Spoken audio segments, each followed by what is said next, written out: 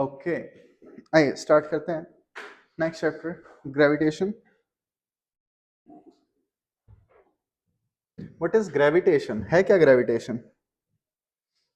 The property of body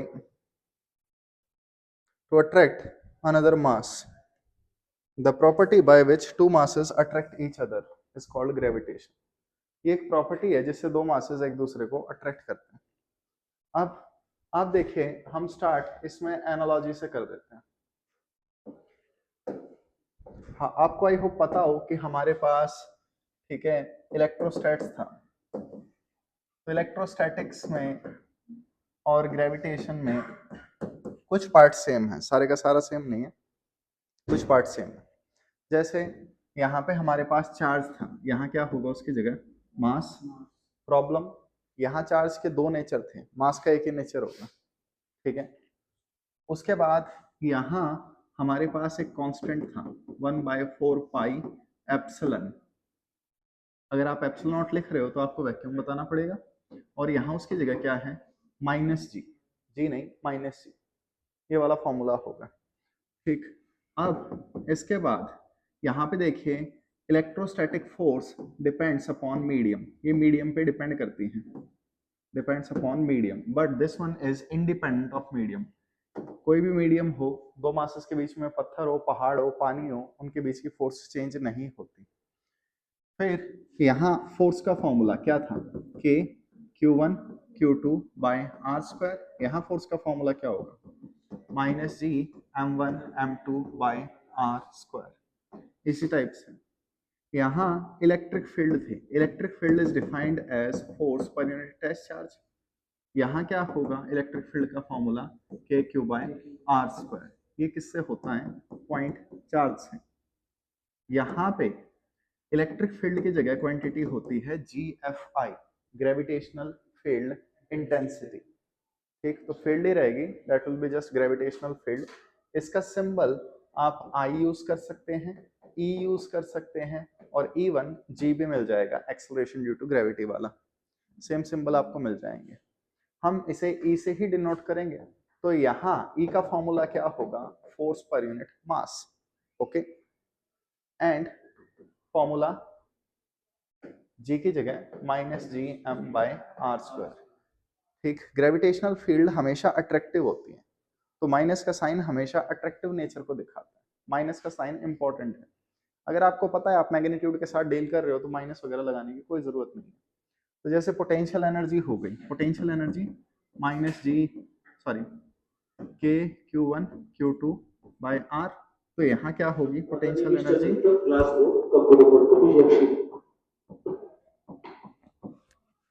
ji M1 M2 by R. सारी चीजें घुमा फिरा के ऐसे ला सकते हो, तो थोड़ी एनालॉजी पढ़ लेना, जो वहां फॉर्मूले थे उन्हीं को करस्पॉन्डिंगली यहाँ देख लेना, ठीक। तो नोट्स में प्रॉपर एनालॉजी ढूंढ लेना, मैं यहाँ ज्यादा डिटेल में नहीं बताऊंगा। इसके बाद हमारे पास आते हैं केपलर के लॉज, ठीक।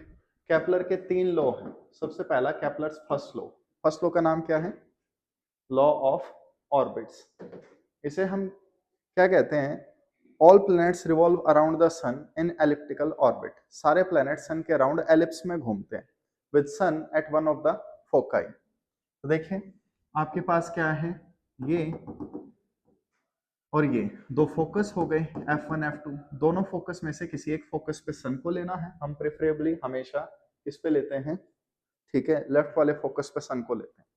तो कोई भी प्लैनेट है, वो प्लैनेट इसके अराउंड घूम रहा है, ठीक है, सन के अराउंड एलिप्स में घूमता है, याद रह जाएगा। तो ये केपलर का फर्स्ट लॉ है, also known as law of orbits. इसके बाद केपलर का सेकंड लॉ, एनीवन कोई नाम बताएगा? It is called law of, शाबाश, एरियाज। तो एक चीज देखो, यहाँ पे एक टर्म आएगी विच इज एरियल वेलोसिटी, ठीक। तो ये हमारे पास क्या है?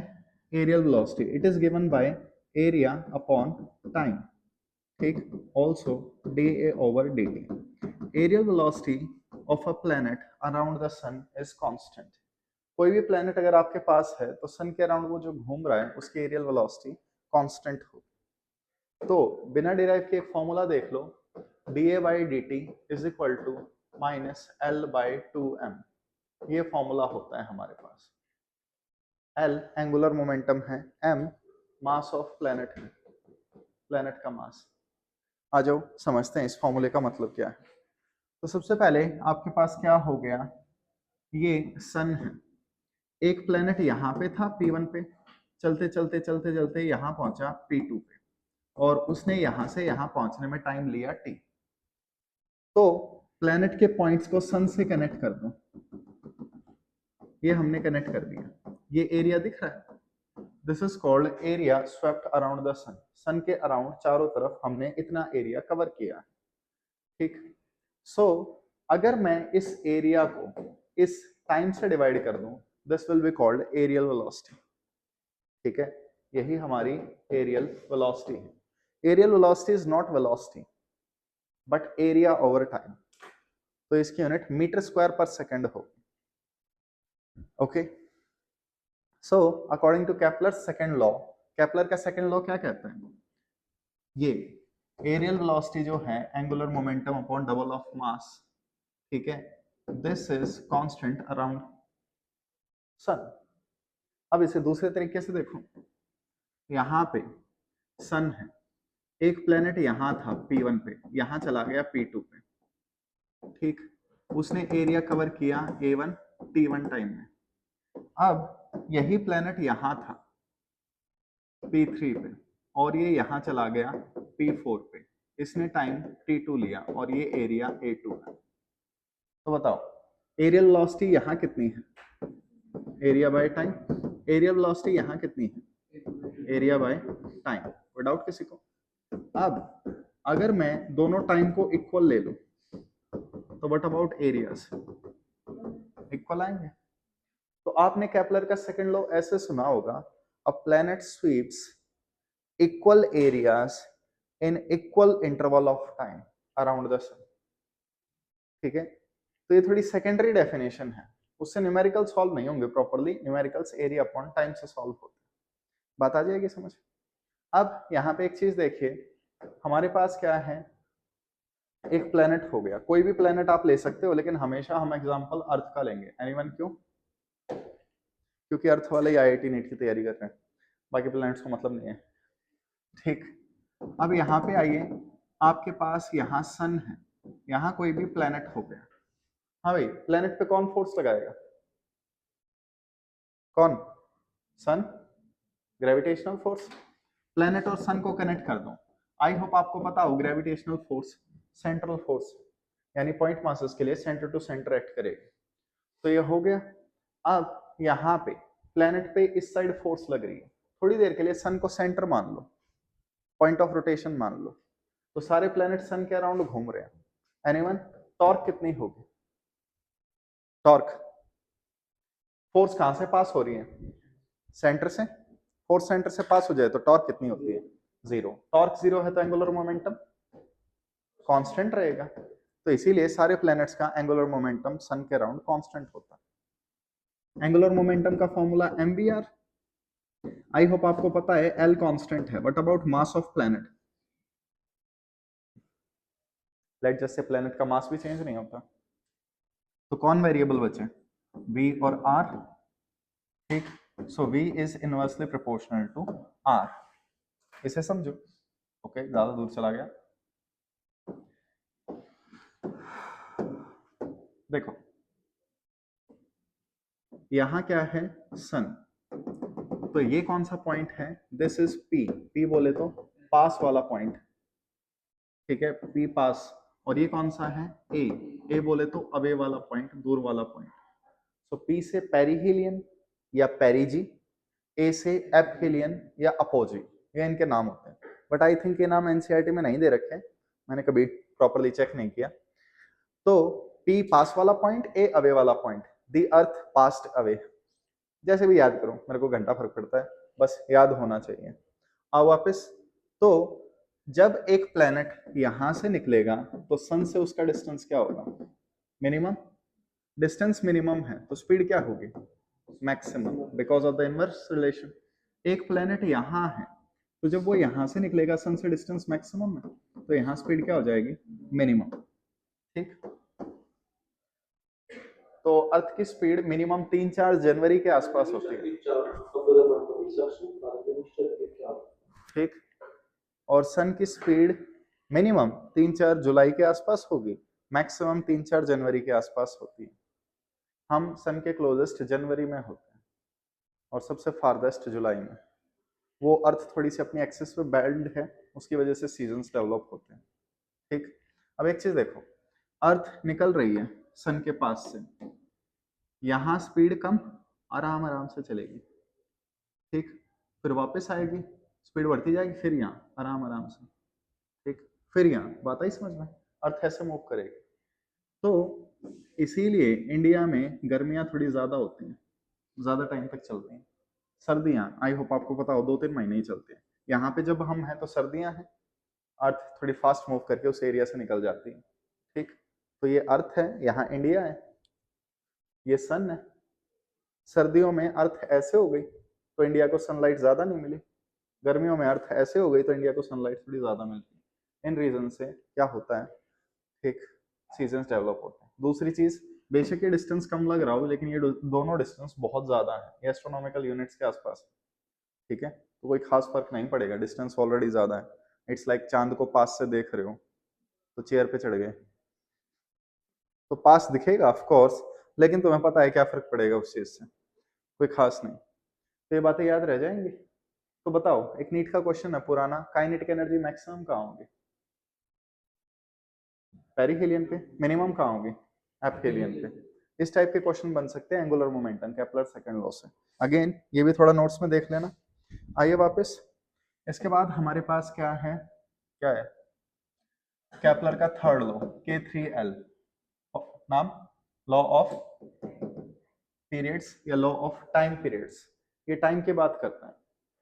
तो एक चीज देखो, अगर तुमसे कभी भी बोल दें कि अर्थ 365 डेज में चक्कर पूरा करती है, तो बताओ मार्स कितने टाइम में चक्कर पूरा करेगा, प्लूटो कितने टाइम में चक्कर पूरा करेगा, इस टाइप की चीजें। बात आई समझ? तो वहां पे केपलर का थर्ड लॉ यूज किया जाता है when you have to compare time and distance. बाकी कंडीशंस पढ़ लेना। अब एक चीज देखिए प्लीज, ये यहां से यहां डिस्टेंस 2a होता है एलिप्स में, जिसे क्या कहते हैं, मेजर एक्सिस। तो a को क्या कहते हैं, सेमी मेजर एक्सिस। ठीक, तो जल्दी से बताइए कौन सा फॉर्मूला ठीक हुआ, T proportional to a cube या T proportional to r cube, कौन सा फॉर्मूला ठीक है? केपलर का थर्ड लॉ किसकी बात करता है? This one is Kepler's third law. True कौन सा है? दोनों ट्रू है। ये वाला किसके लिए लगता है? प्लैनेट्स के लिए, बिकॉज प्लैनेट एलिप्स में घूमते हैं। ये वाला फॉर्मूला किसके लिए लगता है? सैटेलाइट्स के लिए, क्योंकि अपने सिलेबस में हम मान के चलेंगे सैटेलाइट्स कैसे घूमती हैं, सर्कल में। बात आई समझ? दोनों केपलर के लॉ हैं, दोनों वैलिड हैं, लेकिन हम इसकी बात करते हैं केपलर्स लॉज में।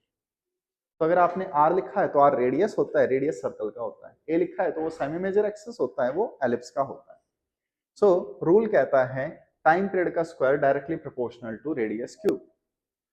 तो याद रख लेना अटाटा, ठीक, ए टाटा, 3a 2t, ठीक, 3 बार ए बोलोगे जब जाके 2 बार चाय आएगी। जैसे भी याद करो, अपने अपने मेथड है। एग्जाम में जाके मैं नहीं चाहता कि तुम्हें याद तो एक के 2 थे, एक के 3 थे। ठीक, अटाटा था या टटाट था अपने अपने तरीके होने चाहिए। तुम्हें अभी समझ में आ जाएगा, अभी याद रह जाएगा, पेपर में जाते ही एकदम से डाउट होगा। तो तुम्हारे पास कुछ मेथड होने चाहिए जिनसे तुम्हें याद आ जाए जल्दी जल्दी। ठीक, अब एक चीज देखो, अगर केपलर का लॉ ये है T square proportional to A cube, तो प्रोपोर्शनलिटी हटा के एक कांस्टेंट आएगा।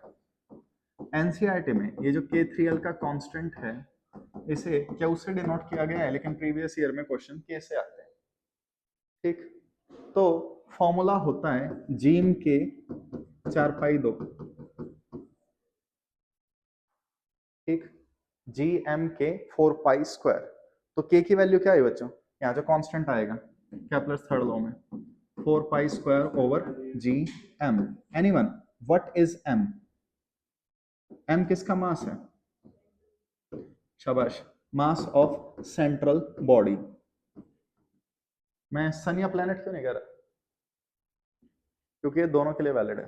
आओ, यहां हम सोलर सिस्टम में हैं, यहां सन हो गया, यहां प्लेनेट हो गए, घूम रहे हैं, ठीक।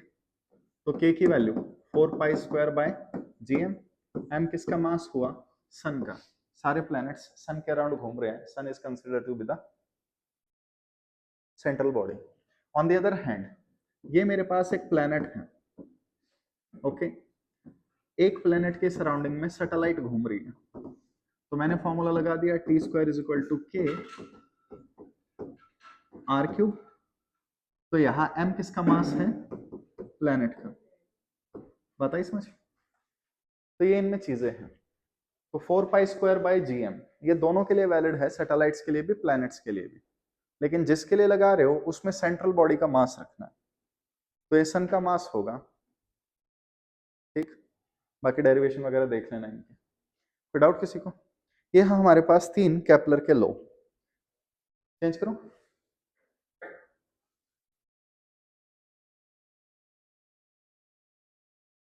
देखते हो, देख रहे हो अभी भी। डोंट वरी, नोट्स में है सारी चीजें बच्चों, नोट्स वगैरह बनाने की जरूरत नहीं है तुम्हें, बस साथ साथ ध्यान दे लो। कोई चीज ना समझ में आए पूछ लेना, बाकी अपने डाउनलोड करके वैसे देख लेना, कहोगे तो प्रिंट आउट्स भी पकड़ा दूंगा, कोई इशू नहीं है उस चीज का। आइए वापस। अब देखिए हमारे पास क्या है, यहाँ पे एक्सेलरेशन ड्यू टू ग्रेविटी, ठीक। जी लगा के भी पढ़ सकते हो, लेकिन मैं G' लगा के पढ़ता हूँ। आइए वापस देखिए, सबसे पहले ये एक प्लैनेट है, अगेन प्लैनेट हम हमेशा अर्थ लेके चलेंगे, कोई भी हो सकता है। मैंने एक बॉडी को लिया और इसे गिरा दिया, अर्थ इसे अट्रैक्ट करेगी।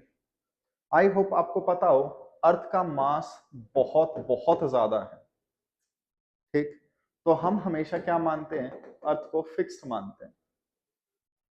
जैसे ये मेरा हाथ है, मैंने अपना हाथ मूव कर दिया, पूरे सोलर सिस्टम के सेंटर ऑफ मास में फर्क आया, मेरे एक इशारे पे सोलर सिस्टम हिल गया, लेकिन उनका मास इतना ज्यादा है कि ये चेंज आपको विजिबल नहीं होगा।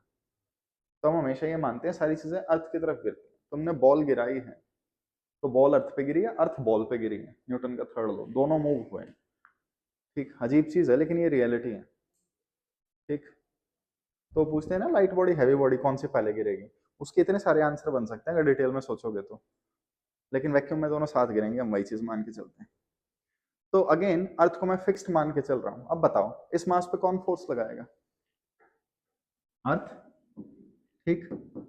यानी दो मासेस के बीच की force G m1 m2 bye दोनों के डिस्टेंस का स्क्वायर, डिस्टेंस हम हमेशा सेंटर टू सेंटर लेंगे, ये फोर्स हो गई।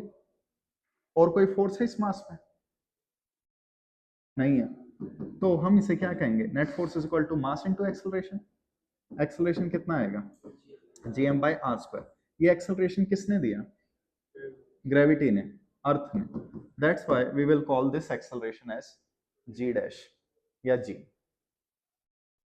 तो जो भी एक्सेलरेशन mg ग्रेविटी की वजह से आ रहा है, we will call that as acceleration due to gravity. बताइए समझ हम क्या पढ़ने वाले हैं। अब स्टार्ट करने से पहले कुछ बेसिक सी चीजें, इलेक्ट्रिक फील्ड का फॉर्मूला फोर्स बाय चार्ज, तो ग्रेविटेशनल फील्ड इंटेंसिटी का formula force by mass, acceleration का फॉर्मूला फोर्स बाय मास। कोई प्रॉब्लम किसी को? तो प्लीज याद रख लेना, E and G have same formula for solid sphere। जो इलेक्ट्रिक फील्ड का फॉर्मूला होता है उसी का एनालॉगस G का फॉर्मूला होगा,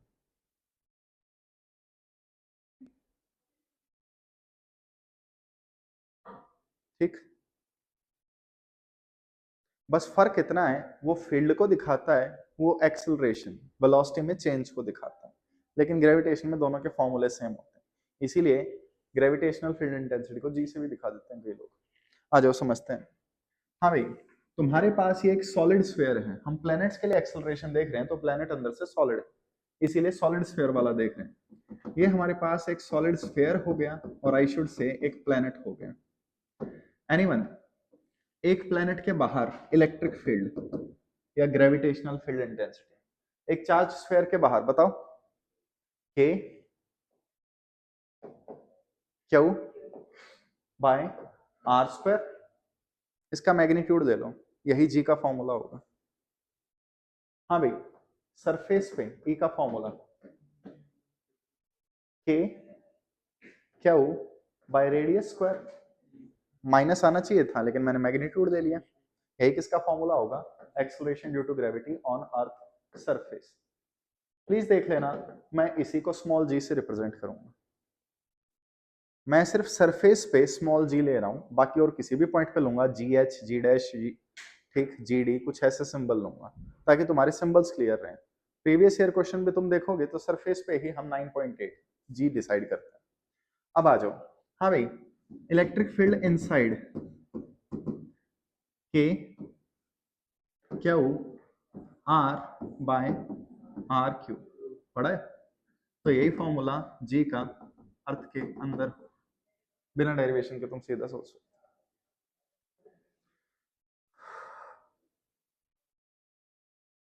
डाउट किसी को?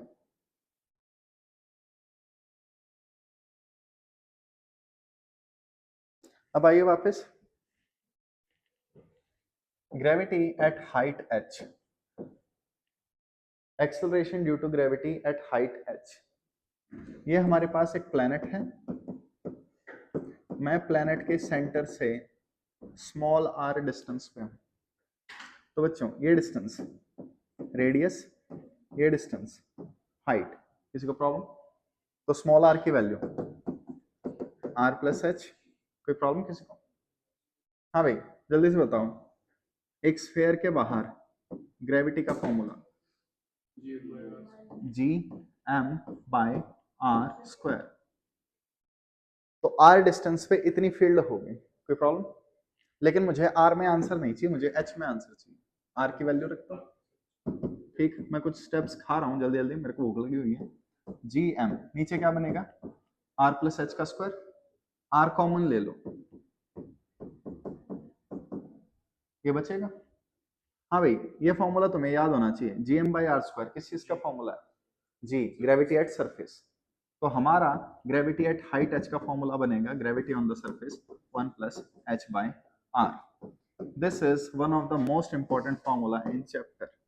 ये फॉर्मूला आपका पीछा नहीं छोड़ेगा, कई जगह कई क्वेश्चंस में ये यूज होगा। प्रॉब्लम किसी को?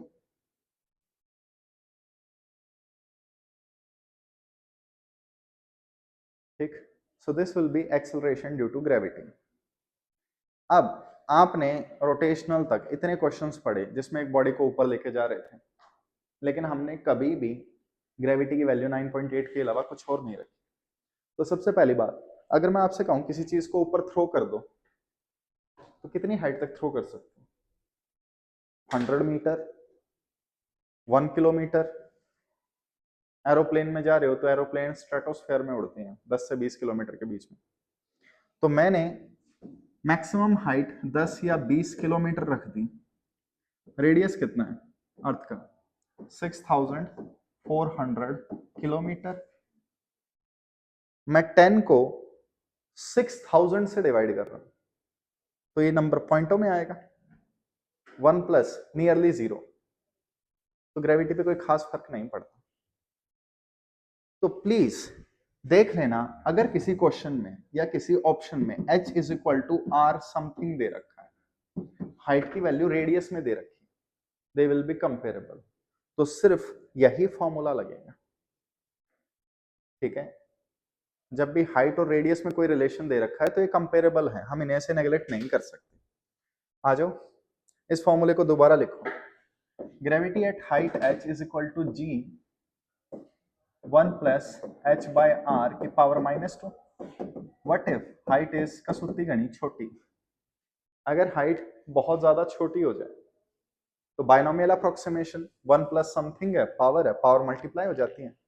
तो ग्रेविटी एट हाइट h कितना होगा, g 1 minus 2h bye r। तो बच्चों मैंने दो फॉर्मूले बताए, एक ये एक ये।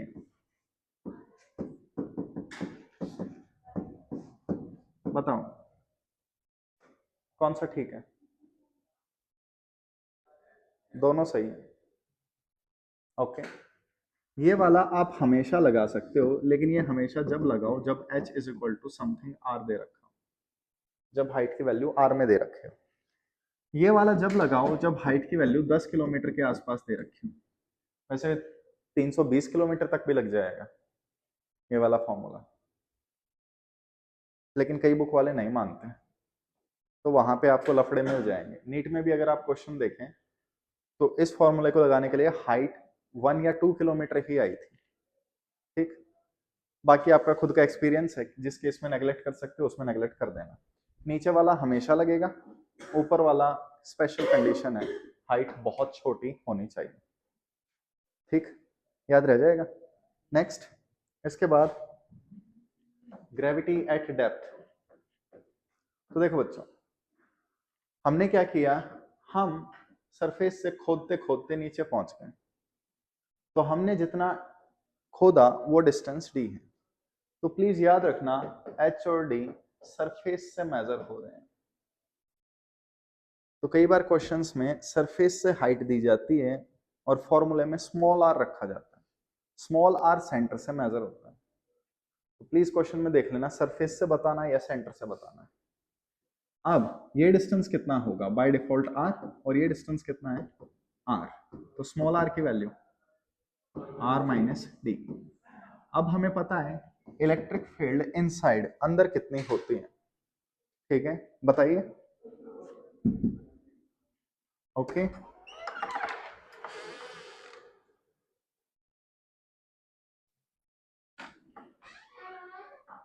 तो यहां पे इलेक्ट्रिक फील्ड अंदर कितनी लिखवाई थी, K Q R by R cube.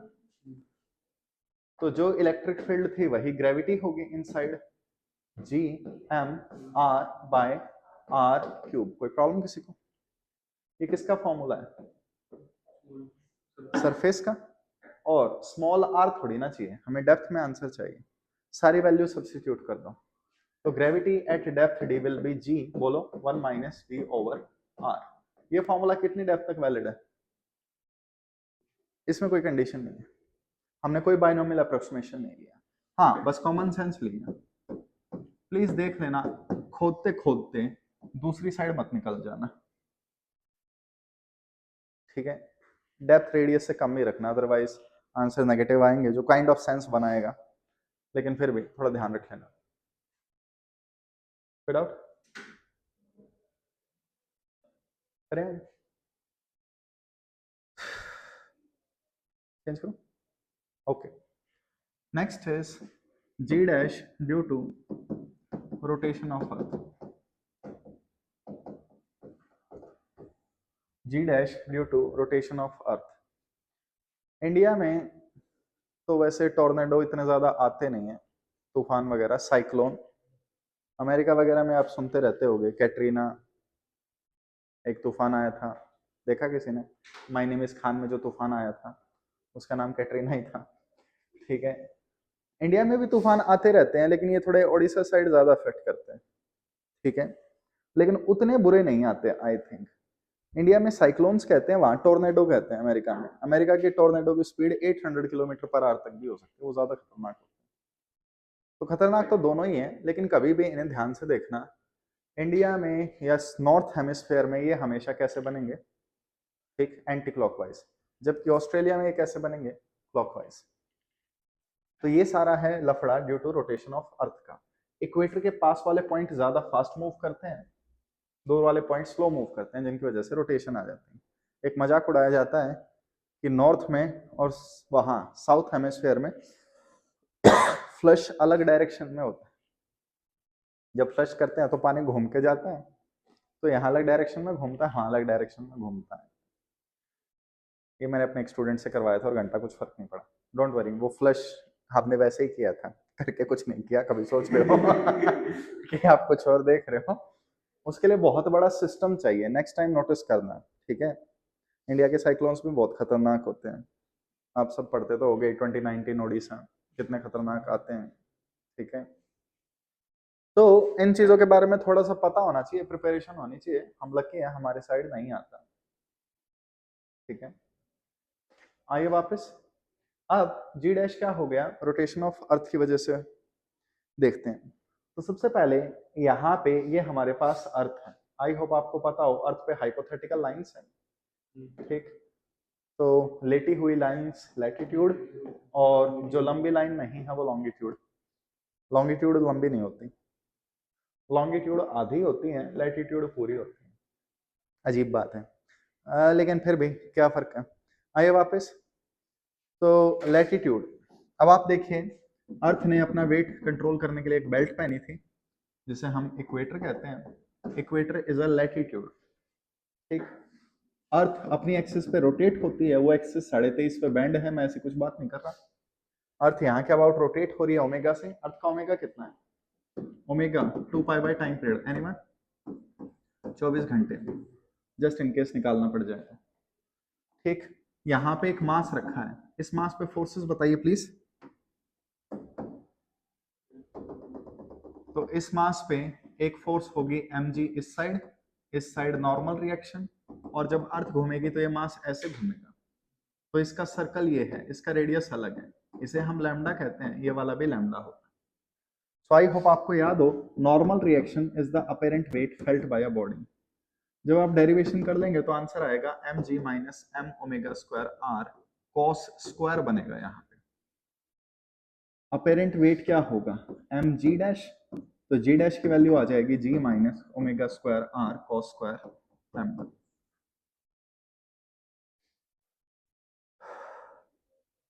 हाँ तो बच्चों, लैम्डा की वैल्यू प्लस माइनस 90 रखो, g डैश कितना आएगा, g माइनस 0 cos 90। तो ये कौन से पॉइंट्स होते हैं, पोल्स। पोल्स पे अर्थ के रोटेशन का फर्क नहीं पड़ता।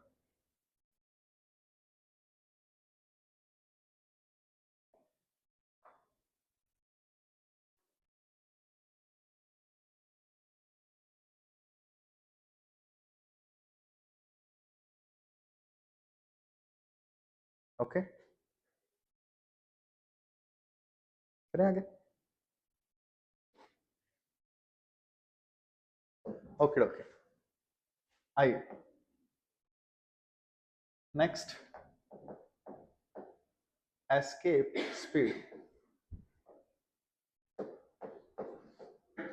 Escape velocity is independent of direction of projection. किस डायरेक्शन में थ्रो कर रहे हो इससे फर्क नहीं पड़ता। हाँ बस नीचे देके मत मारना, ठीक है। तो आपने किसी चीज को फेंका, बिकॉज यू आर फेंकू, वो वापस आ जाती है। लेकिन आप किसी चीज को 11.2 मीटर पर सेकंड की स्पीड, सही बोला, किलोमीटर पर सेकंड की स्पीड या इससे ज्यादा से फेंके, हाइपोथेटिकली वो अर्थ के एटमॉस्फेयर से, अर्थ से बाहर निकल जाएगी। बर्नआउट हो जाए तो अलग बात है, ठीक है। तो देखो, escape speed is the minimum speed required to reach infinity. Escape speed is the speed that will escape from gravity. एक ऐसी स्पीड जिससे आप बॉडी किसी प्लेनेट की ग्रेविटी से बाहर निकल जाए, उसे एस्केप स्पीड बोलते हैं, ठीक। तो कितनी स्पीड दी जाए कि किसी बॉडी को इन्फिनिटी पे पहुंचा दिया जाए। अब आइए, लेट जस्ट से अगेन, ये हमारे पास एक प्लेनेट है, हमने यहाँ एक बॉडी को लिया, ठीक, बॉडी को थ्रो कर दिया, बॉडी थोड़ी सी पैराबोलिक शेप बनाएगी अगर आपने किसी एंगल पे थ्रो किया है तो, और इन्फिनिटी पे पहुंच जाएगी। आइए, यहाँ कौन सी एनर्जी है, kinetic, half M V square, और कौन सी एनर्जी है यहाँ, पोटेंशियल। पोटेंशियल का formula K Q one Q two by R, बताओ क्या लिखूं, के की जगह minus G, M one M two by R. अब ये इन्फिनिटी पे पहुंच गए। आई होप आपको आइडिया हो, एक बॉडी को जब फेंकेंगे तो उसकी स्पीड कम होती रहेगी, तो जब वो इन्फिनिटी पे पहुंचे तो स्पीड कितनी होगी, 0, और पोटेंशियल एनर्जी इन्फिनिटी पे बाय डिफॉल्ट 0 लेते हैं। तो यहां से बॉडी का मास कैंसिल आउट हो जाएगा, यानी हाथी को फेंको चींटी को फेंको, एस्केप स्पीड मास पे डिपेंड नहीं करती।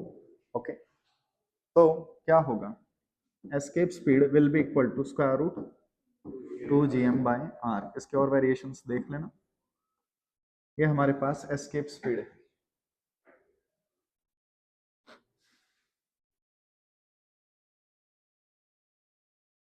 याद रह जाए। The next one is orbital speed, VO।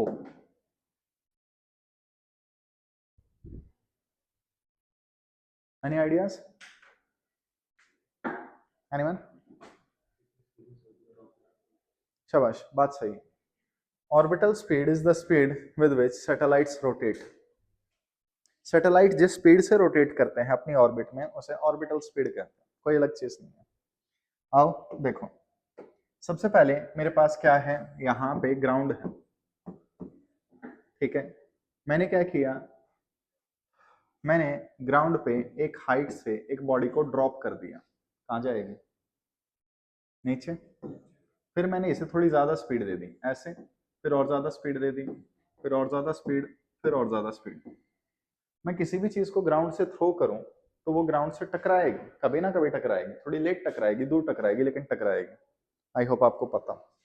अब इसे थोड़ा सा बड़े लेवल पे देखिए, ठीक। तो आपके पास क्या है, यहाँ पे ये अर्थ हो गई, हमने एक हाइट ले ली, इस हाइट से एक बॉडी को ड्रॉप कर दिया, क्या होगा?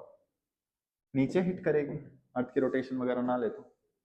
फिर मैंने इसे थोड़ी सी ज्यादा स्पीड दे दी, ऐसे गिरेगी। फिर इसकी स्पीड थोड़ी और ज्यादा गिर, ऐसे गिरेगी। फिर थोड़ी और ज्यादा, ऐसे, फिर थोड़ी और ज्यादा। ये अर्थ पे गिरना चाहती है, लेकिन जैसे जैसे अर्थ पे गिर रही है वैसे वैसे अर्थ अपना कर्व बेंड कर रही है। That's why satellites are also in free fall. I hope आपको याद हो, फ्री फॉल एक ऐसी सिचुएशन होती है जिसमें सिर्फ mg फोर्स लगे। तो सैटेलाइट्स फ्री फॉल में है, और आई होप आपको पता हो फ्री फॉल में वेट फील नहीं होता, इसीलिए एस्ट्रोनॉट्स को वेट फील नहीं होता। एस्ट्रोनॉट्स फ्री फॉल में अर्थ की तरफ गिर रहे हैं, लेकिन अर्थ अपना कर्वेचर बदल रही है, इसलिए नहीं गिर पा रहे। ओके, नेक्स्ट आइए देखें। अब सबसे पहले ये हमारे पास एक प्लेनेट है, अगेन प्लेनेट का मास कैपिटल M, और मैंने यहां से एक बॉडी को थ्रो कर दिया, और बॉडी परफेक्ट सर्कल में है। प्लीज देख लीजिएगा, हम एलिप्टिकल पाथ नहीं लेंगे, सर्कुलर पाथ लेंगे, ठीक है। आओ हेल्प करवाओ। तो सेंटर टू सेंटर ये डिस्टेंस स्मॉल r, मैंने बॉडी को थ्रो कर दिया, बॉडी की speed VO, orbital speed. Okay, इस बॉडी पे नेट फोर्स बताओ।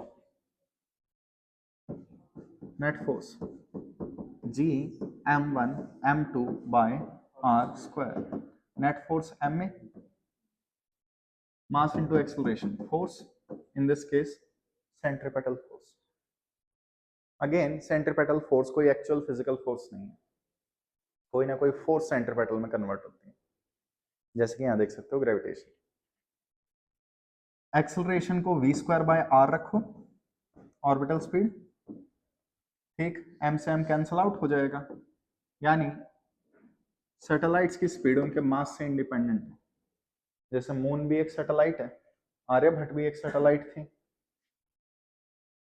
ठीक है। तो सैटेलाइट का मास कितना है इससे कोई फर्क नहीं पड़ेगा। अगर कोई एस्ट्रोनॉट जस्ट इन केस अपने स्पेसशिप से, अपने क्या कहते हैं उन्हें, स्पेस स्टेशन से अलग हो जाए तो वो भी सैटेलाइट बन जाएगा, वो भी घूमता ही रहेगा हमेशा, ठीक।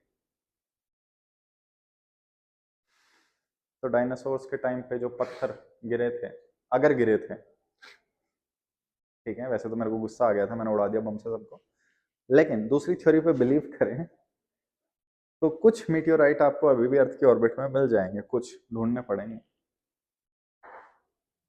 ठीक। तो अर्थ के ऊपर हमेशा छोटे छोटे पत्थर गिरते रहते हैं, लेकिन एटमॉस्फेयर पे एंटर होते ही इतनी ज्यादा स्पीड हो जाती है कि वो हीट से बर्न आउट हो जाते हैं।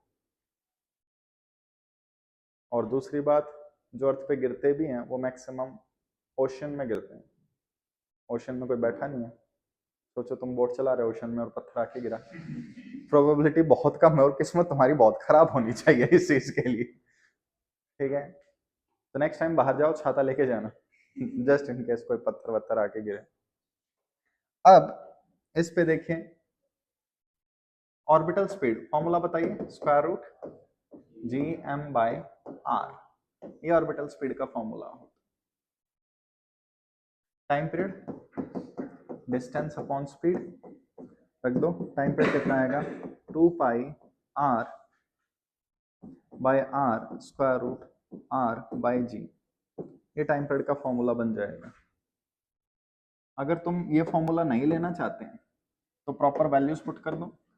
जब तुम प्रॉपर वैल्यूज पुट करोगे तुम्हारा आंसर वही आएगा 4 pi square G M R cube by G, sorry R cube by, नहीं कुछ नहीं आएगा नीचे, ओके यही बनेगा यहाँ पे। बट एम क्या है, प्लेनेट का मास।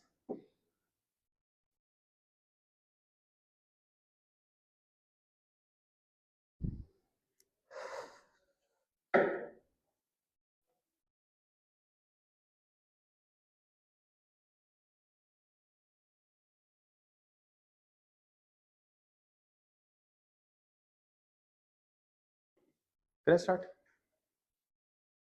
ओके।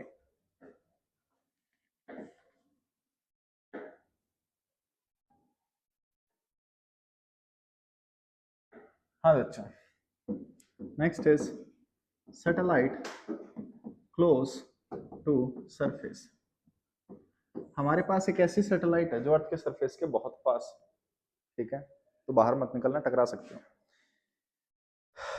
अब इसमें देखें, मैं स्मॉल आर की वैल्यू नियरली कैपिटल आर के इक्वल रख रहा हूं।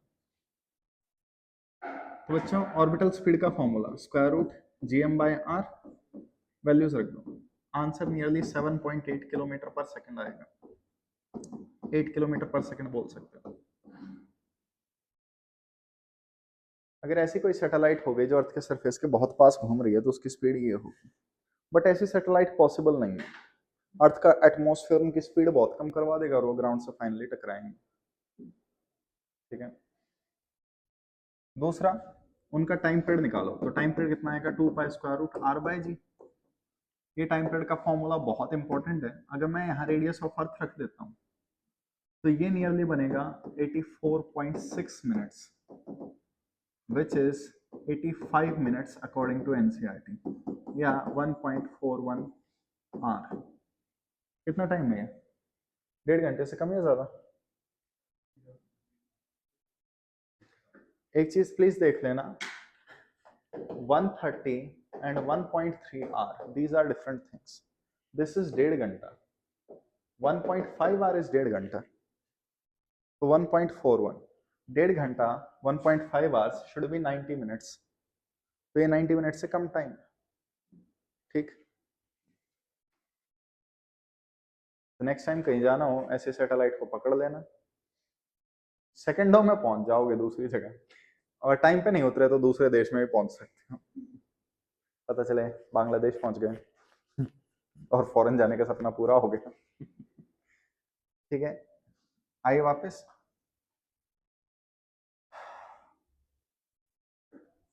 याद रह जाएंगी बातें।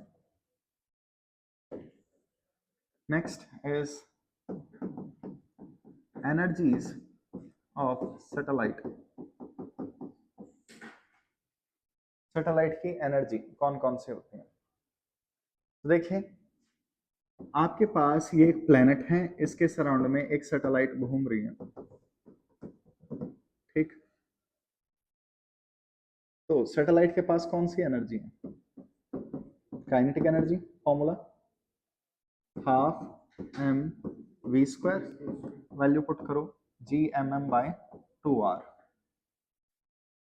दो मास पास पास हैं, और कौन सी एनर्जी होगी, पोटेंशियल एनर्जी के Q1 Q2 बाय आर, या नहीं? तो अगर मैं आपसे पूछूं what is energy of satellite, तो आप कहेंगे इसके पास काइनेटिक एनर्जी और पोटेंशियल एनर्जी दो हैं, दोनों का सम क्या होता है, mechanical energy, which is also energy of satellite. तो मैकेनिकल एनर्जी दोनों को ऐड करो, कितनी आएगी, minus G M M by 2 R, which is a negative number.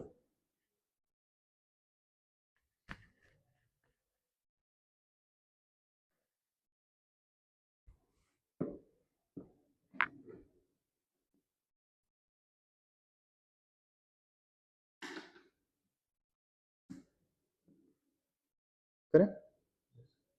अब एक चीज नोटिस कीजिए, टोटल एनर्जी नेगेटिव है। एनीवन, इलेक्ट्रॉन की nth ऑर्बिट में हाइड्रोजन लाइक में एनर्जी क्या होती है?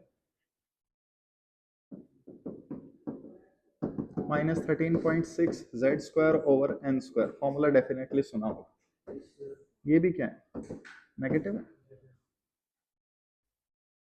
जबकि इलेक्ट्रॉन को एक ऑर्बिट से निकाल दें, एटम से रिमूव कर दें, इंफिनिटी वाली ऑर्बिट में पहुंचा दे, तो उसकी एनर्जी हम 0 लेते हैं।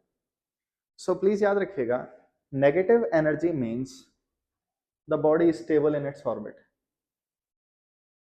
अगर किसी सैटेलाइट या इलेक्ट्रॉन की एनर्जी नेगेटिव है तो वो अपनी ऑर्बिट में ठीक है, एटम उसे अट्रैक्ट कर रहा है। अगर किसी की एनर्जी पॉजिटिव या 0 हो गई, then it will escape to infinity, तो इंफिनिटी पर भाग जाएगा, वो अपने एटम को छोड़ देगा। ठीक है, तो एक चीज देखो, मेरे पास एक इलेक्ट्रॉन है जिसकी एनर्जी -13.6 है। मैंने इस इलेक्ट्रॉन को निकाल दिया, मैंने इसे इंफिनिटी पर पहुंचा दिया, कितनी एनर्जी होगी इसके पास? 0। तो मैं इसे कितनी एनर्जी दूं? +13.6। so this one is total energy and this one is binding energy। दिख रहा है? so binding energy is the minimum energy required to remove a satellite। एक सैटेलाइट को अपनी ऑर्बिट से निकालना है तो उसे कितनी एनर्जी दें? उसे बाइंडिंग एनर्जी कहेंगे। बाइंडिंग एनर्जी क्या है? Positive negative? Positive. Can I start? Change करो अगेन। आइए, kinetic energy, binding energy, total energy and potential energy, क्या रिलेशन सही है? क्या दिक्कत है? पहली बात तो साइन, साइन एडजस्ट करते हैं, दो पॉजिटिव हैं, दो नेगेटिव हैं। फिर पोटेंशियल एनर्जी सबसे बड़ी होती है मैग्नीट्यूड में, ठीक है। So this relation is true for satellites and hydrogen like atom electron. Electron जो होता है हाइड्रोजन लाइक का, उनके लिए फॉर्मूला होल्ड करता है। बस ये अलग बात, आप उसे इलेक्ट्रॉन एफिनिटी, इलेक्ट्रॉन एंथैल्पी, कुछ और नाम दे देते हो, ठीक है। इस फॉर्मूले की कंडीशन है, ये कब वैलिड है? जब पोटेंशियल एनर्जी इंफिनिटी पे 0 कर रखी है। This should be your reference. Reference बदल दी तो काइनेटिक एनर्जी को फर्क नहीं पड़ेगा, लेकिन बाकियों को फर्क पड़ेगा। याद रह जाएगा।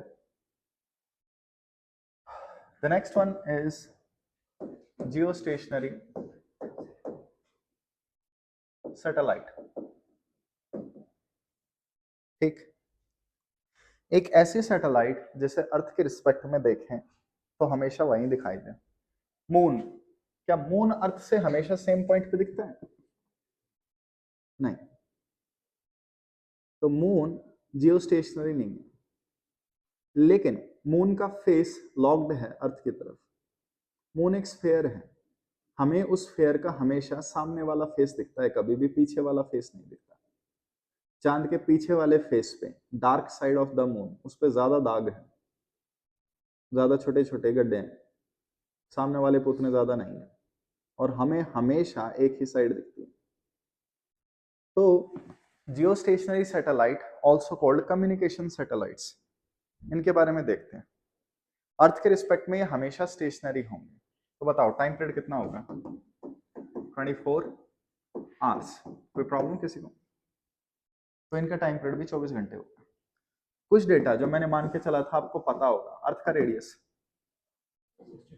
6400 किलोमीटर, बट पुट करोगे तो 6.4 10⁶ मीटर, ऐसा यूनिट मीटर है।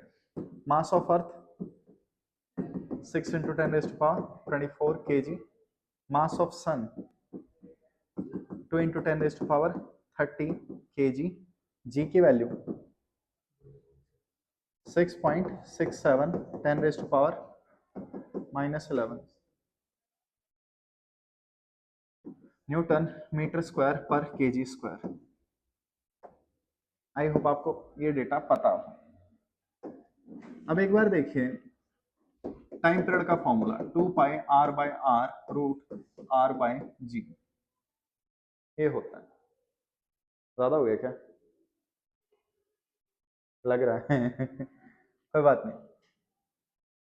सो let radius of earth, earth का रेडियस नियरली 6000 किलोमीटर मान लो please. So R geostationary satellite का कितना आएगा? 42,000 kilometer, nearly 7 hour. Geostationary satellites के लिए 6000 मान लिया जाता है। तो एक चीज देखिए,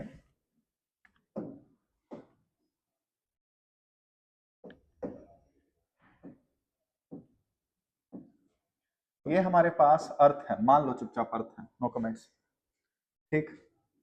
अर्थ ऐसे घूम रही है तो जियो स्टेशनरी सैटेलाइट भी ऐसे घूमेगी।